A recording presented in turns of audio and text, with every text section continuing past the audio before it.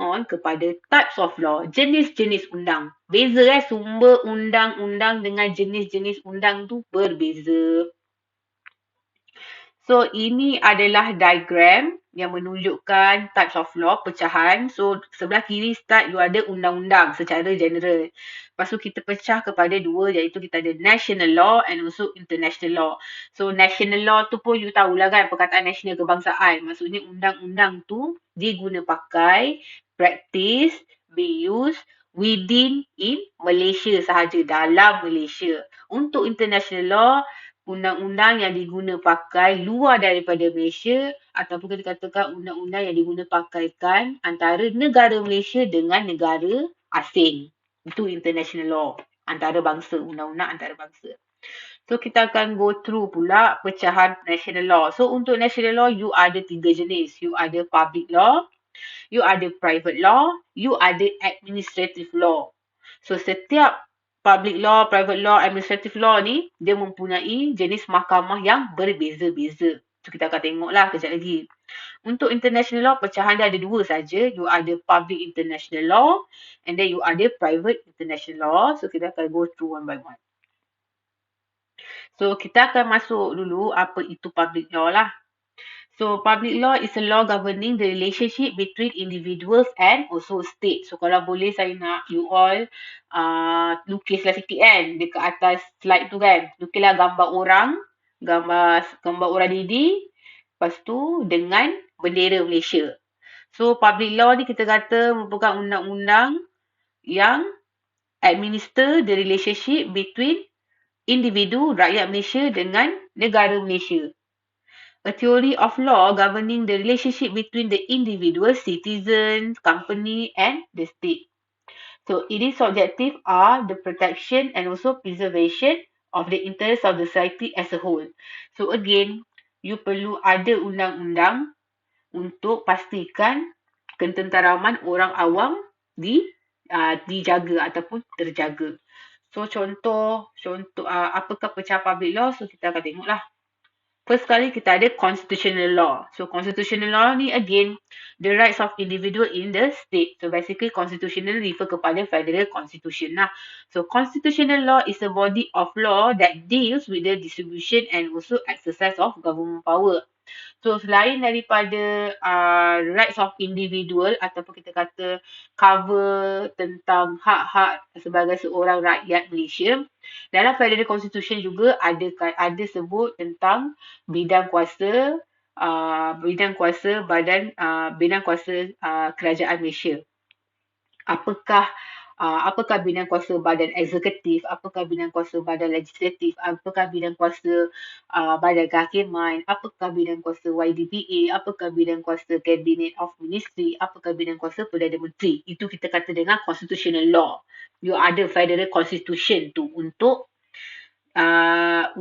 deal with the distribution and also exercise of the government power. Next, this may include the customary law, convention, statutory law, judge-made law or international rules and norms. So again, dalam Federal Constitution ada juga menyatakan tentang hak-hak bumi putera, sekianlah, so on and so forth. So governs the relationship of the three branches of the government. So again, benda yang sama, Federal Constitution. So ini adalah rupa buku Federal Constitution. So saya pernah tunjuk dalam kelas. So buku Federal Constitution tu adalah constitutional law lah. Ni adalah undang-undang awam. Inilah kita katakan dengan public law. Semua orang ataupun kita kata semua rakyat Malaysia being bound ataupun kita kata kita terikat dengan Federal Constitution tu. Hak you mengundi dalam Federal Constitution. Hak you untuk bersuara semua dalam Federal Constitution. Hak you untuk mengamalkan apa-apa jenis agama selain daripada agama Islam pun dalam Federal Constitution. Next, kita akan move on kepada second types of public law adalah criminal law ataupun kita kata undang-undang jenayah. So, apa itu undang-undang jenayah? So, undang-undang jenayah kita katakan sini various offences. So, you highlight perkataan offences tu. Offences tu dalam bahasa Melayu dia adalah kesalahan lah. Jenayah. Committed by individual against the state, against a person, against a property which the state seek to prevent for the protection of its citizen, as well as for the preservation of the state as a whole. So salah satu objektif kerajaan Malaysia ataupun salah satu objektif sesebuah negara adalah untuk memastikan ketenteraman dan also keamanan orang awam dan negara. Maka wujudlah undang-undang jenayah ni untuk kontrol kadar jenayah dalam negara. So untuk criminal law ni tak kisahlah sama ada seseorang individu menentang negara Malaysia, seseorang individu menentang seseorang individu ataupun seseorang individu membuat jenayah terhadap harta benda awam, itu kita katakan dengan criminal law lah.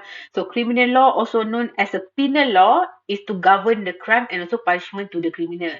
So basically orang yang buat jenayah sekian-sekian-sekian akan diberi hukuman berdasarkan criminal law. So dalam Malaysia kita ada dua ni, penal code and also criminal procedure code. So setiap jenayah dilakukan, denda ke hukuman ke, based on dua buku ni. So ini adalah akta yang berkait rapat dengan criminal law. So ini adalah criminal law lah. Ini macam tadi constitutional law, kita refer federal constitution.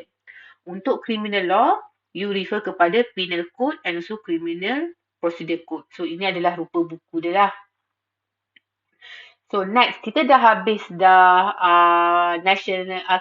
public law, first national law. So sekarang kita nak masuk private law pula. Apa itu private law?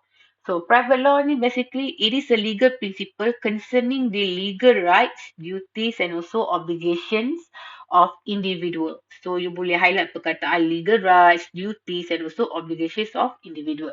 So basically untuk private law ni, kita kata dia private sebab dia bukan satu individu menentang negara Malaysia.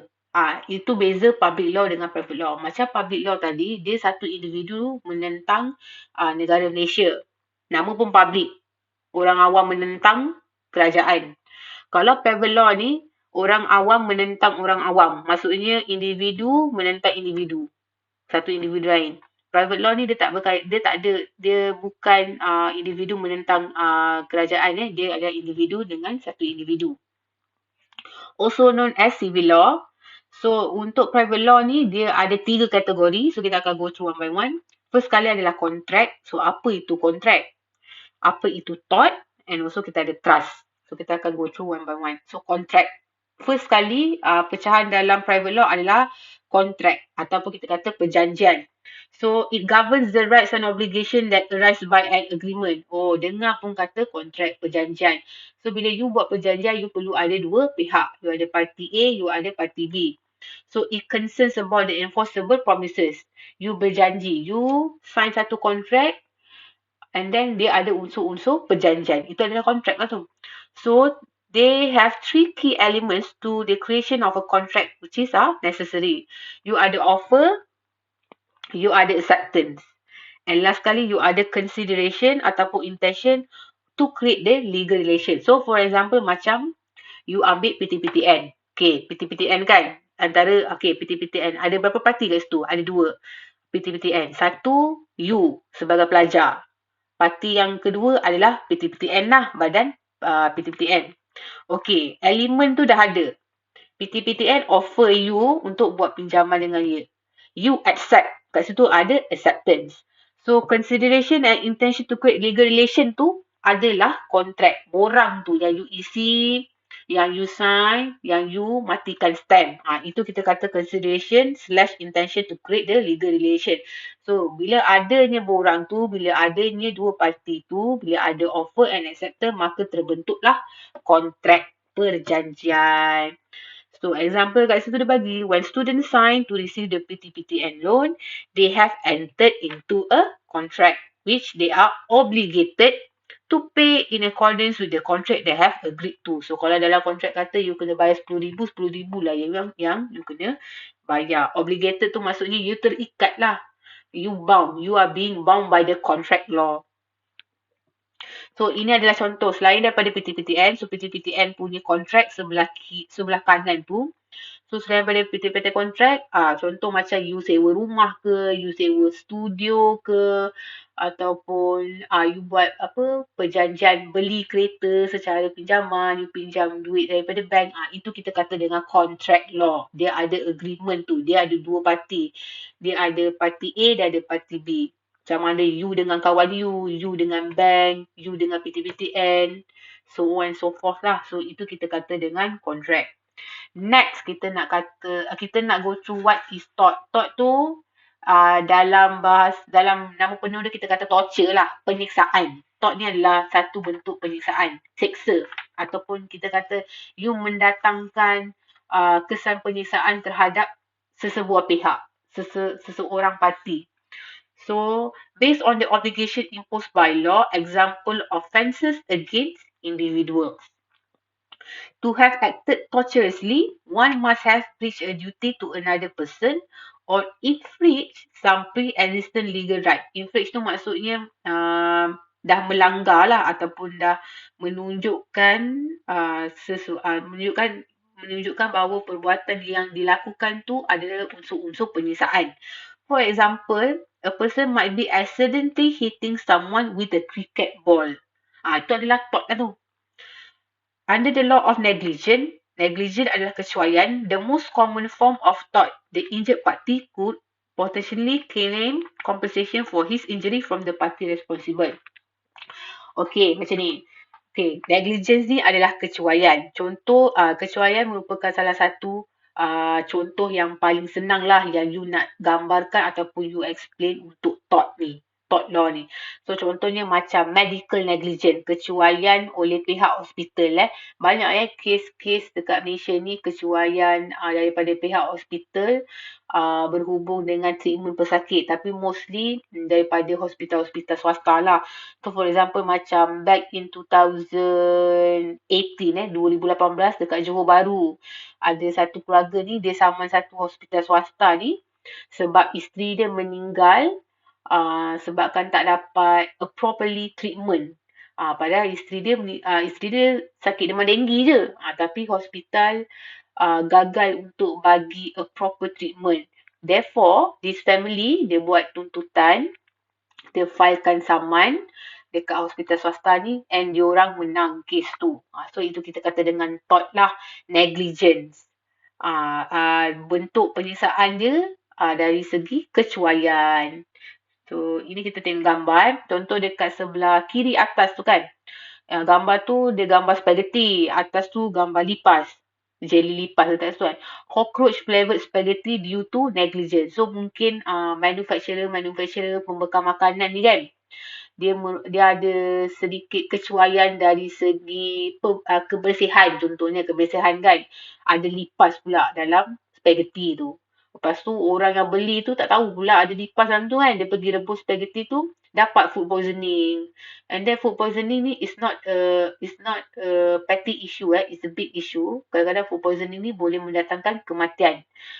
So itu kita kata medical negligence lah. Negligence, kecuaian daripada pihak manufacturer tu sendiri. Next, sebelah kanan you tu, kalau you nampak penumbuk tu, itu adalah assault threat. Assault ni, macam saya cakap, you try to put the fear on a person. Maksudnya you macam mana, you takut-takutkan seseorang tu, tapi you tak pukul dia, you tak apply any force pun. Macam you lah, tumbuk sekarang, tapi you tak tumbuk pun you punya friend. You macam you put the fear on a person, and then that person dia akan takut dekat you. So itu kita kata dengan assault threat. Next, kat bawah, sebelah kiri bawah tu yang ada gambar lembu. Betul tak? Lembu. Lepas tu ada gambar crane. Lepas tu ada gambar orang. Itu kita kata dengan nuisance. Nuisance tu, you kacau orang. Ataupun kita kata sesuatu perbuatan you tu, you annoyingkan orang lain ataupun pihak lain. Ataupun perbuatan you buat tu sangat inconvenient kepada pihak lain. For example, macam kalau you tengok gambar crane kat bawah tu kan. Contohnya macam construction not properly managed. Tiba-tiba ada kes dekat, contoh ada satu kes tu, dekat mana saya tak ingat pihak TNB dia tengah betulkan tiang elektrik dekat jalan raya. tiba-tiba mungkin waktu dia bangunkan ataupun dia dirikan tiang baru, tiang elektrik tu tak properly, so terhimpap dekat satu kereta, so meninggal orang tu. So diorang dapat saman under the tort lah, negligent, atas kecuaian. Next, kalau you tengok gambar yang orang, kalau oren tu kan, yang smiley tu kan, kalau you ingat lah macam kes dekat Johor Bahru, Pasir Gudang tu, yang pelajar-pelajar sekolah rendah yang sesak nafas, muntah-muntah kan.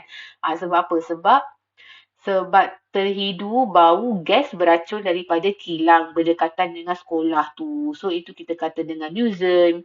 So, kadang-kadang pihak-pihak kilang, pihak-pihak manufacturer, pihak-pihak yang bekerja dalam sektor maintenance lah, contoh macam TMB, waktu dia melakukan pekerjaan tu, dia perlu pastikan management tu apa kata terurus, ikut prosedur, perlu pakai, kalau perlu tutup jalan raya dengan kon, tutup jalan, buatlah.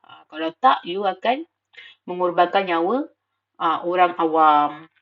So, itu kita kata dengan nuisance. Next, sebelah bawah kanan tu kita kata bateri. Bukan bateri kereta ke, bukan bateri double A, triple A, bukan Bateri ni dalam konteks law, dalam dictionary law, bateri ni adalah directly application of force. Maksudnya macam assault tadi, you tunjuk je you punya buku 5. Bateri ni opposite dia.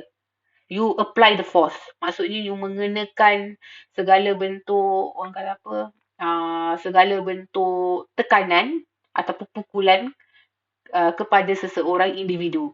Directly apply the force without the person consent. Tanpa dapatkan izin pun daripada another party. So tiba-tiba je you pukul dia. Itu kita kata dengan bateri lah. Next, kita move on kepada trust. So, salah satu bentuk private law adalah trust. Trust tu apa, Miss? Trust tu adalah kepercayaan lah. So, trust tu governs the relationship between the trustees and also beneficiaries. So, for example, contoh macam, you beli insurans. So, you percaya. You adalah, you percaya kepada, kepada pihak insurans tu kan. You beri kepercayaan kepada insurans. So, you carum insurans setiap tahun. Contoh macam insurans kesihatan lah, you punya personal insurance kan, health personal insurance. So, you bayar insurans you setiap bulan. So, at the end of the day, kalau if anything happen to you, you ada kemalangan ke, ataupun you sakit dan you nak buat claim, you boleh claim kepada you punya insurance agent. So, itu kita kata dengan trust. Ataupun kita kata dengan contoh lain, macam contoh ASB. Kalau you pernah dengar unit trust kan, pemegang saham. Unit trust. Itu adalah salah satu bentuk trust lah. Contoh macam you put the trust on PNB untuk invest ataupun untuk invest you punya money lah. You punya duit kan yang you letak dalam ASB tu. At the end of the day, at the end of the year, hujung tahun, you akan dapat lah you punya, orang kata apa, dividend. Pulangan investment tu banyak ke sikit. So itu kita kata dengan trust. So ini adalah contoh bentuk-bentuk private law. So yang paling kiri tu adalah law of torts lah. So ini buku saya, law of torts. So dalam buku tu dia adalah cerita macam-macam jenis case tort dalam Malaysia. So yang tengah-tengah tu contract. Company Act, contoh macam kalau you buat business, you ada syarikat, you obligated ataupun you terikat dengan Company Act tu, Akta Syarikat. Dan kat bawah tu ada Contract Act, macam mana nak buat contract.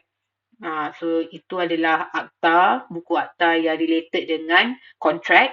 Last kali adalah trust. So saya tunjuk kat situ insurans kereta saya. So macam-macam lah. So itu trust tu boleh jadi macam ASB ke ataupun you invest duit dalam tabung haji ke. Itu adalah bentuk-bentuk trust. Next, kita nak move on kepada administrative law. National law yang terakhir. So administrative law tu apa benda? So, in all modern democratic system, many executive and also administrative agency / government agency are authorized by the constitution and legislation to make rules and regulations within certain specific limits.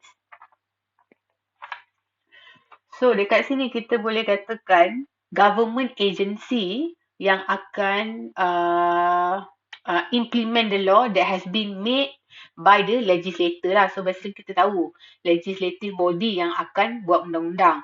Tapi tak semestinya law that has been passed by the legislature body go into details. Sebab apa? Sebab kadang-kadang certain undang-undang dia tak fit dengan certain situation.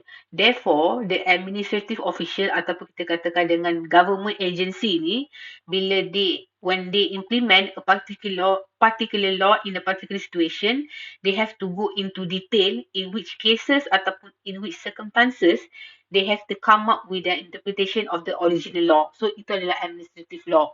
So, For example, macam kita ada mahkamah buruh. You tak pernah dengar kot industrial court. So, mahkamah buruh ni adalah mahkamah yang akan menyelesaikan segala jenis kes-kes yang berkait rapat dengan pekerja-pekerja dalam sektor swasta lah. So, you ada Employment Act. So, mahkamah buruh ni bawah kementerian bawah Jabatan Tenaga Kerja. Jabatan Tenaga Kerja adalah government agency ataupun kita kata government department yang duduk bawah Kementerian Sumber Manusia, Ministry of Human Resource. So itu kita kata dengan administrative law. Maksudnya kalau you ada masalah dengan termination, unfair dismissal, unfair termination, you go through under industrial court ataupun kita kata mahkamah buruh. Next, kalau you pernah dengar mahkamah tribunal pengguna. Pernah dengar tak mahkamah tribunal pengguna bawah Kementerian Pengguna Dalam Negeri dan bawah Kementerian Dalam Negeri dan Hal Ehwal Pengguna. So ini adalah mahkamah tribunal. Contoh macam you beli sesuatu barangan kan, lepas tu harga barang tu mahal dari sepatutnya. So you refer kepada mahkamah tribunal. So ini adalah bentuk-bentuk administrative law.